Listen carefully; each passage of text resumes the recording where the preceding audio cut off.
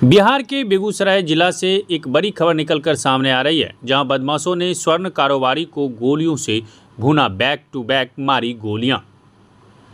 बड़ी खबर बेगूसराय से आ रही है, जहां बेखौफ बदमाशों ने लूटपाट के दौरान एक स्वर्ण कारोबारी को गोलियों से छन्नी कर दिया।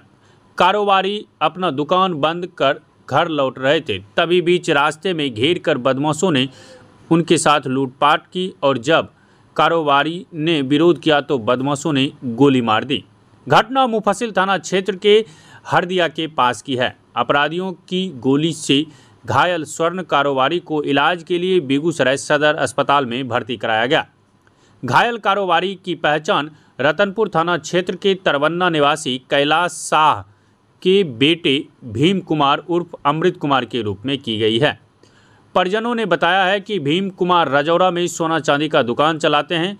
दुकान बंद कर वह वापस अपने घर लौट रहे थे, तभी रास्ते में ही बदमाशों ने रोककर 4 की संख्या में बदमाशों ने लूटपाट की और जब उन्होंने विरोध किया तो गोली मारकर फरार हो गए।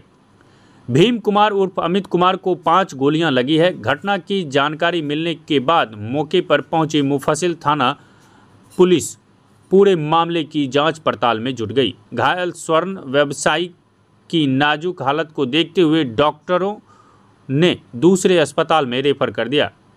जिस तरीके से अपराधियों ने बीच चौराहे पर गोलीबारी की घटना को अंजाम दिया, उससे पुलिस की कार्यशैली पर भी सवाल उठ रहे हैं। घटना की सूचना मिलते ही मौके पर पहुंचे सदर डीएसपी सुबोध कुमार ने बताया कि यह जानकारी मिली थी कि एक युवक को गोली मारकर जख्मी कर दिया गया। युवक रजौरा से अपनी दुकान बंद कर घर लौट रहा था। हरदिया पेट्रोल पंप के पास एक मोटरसाइकिल पर सवार 3 बदमाश पीछा करते हुए आए और गोली मार दी, जिससे वह जख्मी हो गए और बदमाश उनके पास जो बैग था वह छीनकर फरार हो गया। फिलहाल पुलिस पूरे मामले की जांच पड़ताल कर रही है। अपराधियों की पहचान के लिए इलाके में लगे सीसीटीवी फुटेज को भी खंगाला जा रहा है। वहीं क्या कुछ बताया जा रहा है, देखें इस रिपोर्ट में। भीम कुमार पिताजी का नाम कैलाश शाह है, तरवन्ना थाना नगर के रहने वाले हैं।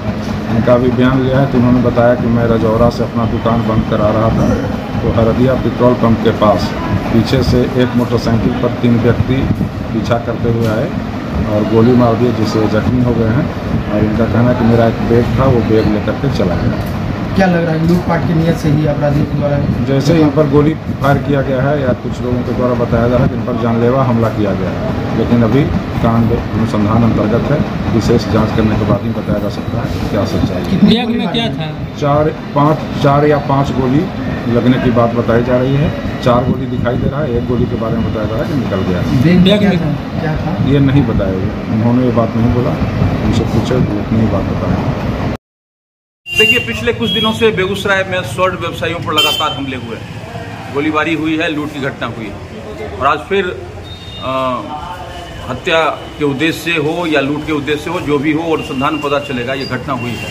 और इस घटना का सबसे दुखद पहलू ये है कि ये सरेशाम उस समय हुई है जिसमें गश्ती, पुलिस की गश्ती होती है और उस दौरान ये घटना घटी है। और लगातार उसने पहले तो गोली मारा, फिर वो बाइक छोड़कर पिकअप में लटकने का और जान बचाने का प्रयास किया, फिर भी उसको गोली मारी गई और बाद में पिकअप पर जब वो चढ़ा उसके बाद 2 गोली मारी गई। तो हमें लगता है कि जो तांडव किया गया है ये दुर्भाग्यपूर्ण है।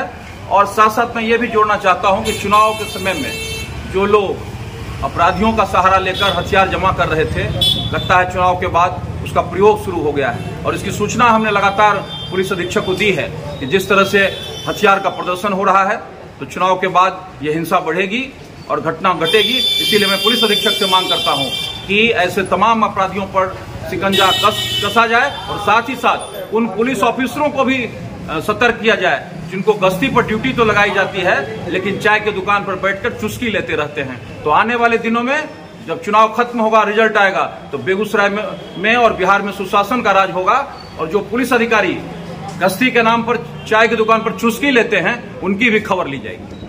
नहीं, चुनाव का समय था, 2-3 महीने तो चुनाव थे। चुनाव के बीच में इलेक्शन कमीशन का पूरा रहता है कंट्रोल, लेकिन चुनाव जैसे ही खत्म होगा तो फिर से सुशासन की सरकार होगी और अपराधी जेल के शिकंजों के पीछे होंगे। आपने देखा कि मधेपुरा में कुख्यात अपराध कर्मी आज इनकाउंटर में मारा गया। इसी तरह से अपराधियों की जगह जेल में होगी या वो ऊपर